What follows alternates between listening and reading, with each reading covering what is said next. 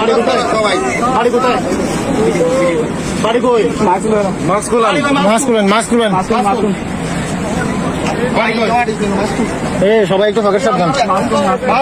এই কাজের ভিতরে ওই কাজ করে দিলে তো শেষ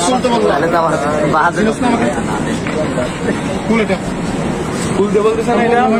হ্যাঁ আসি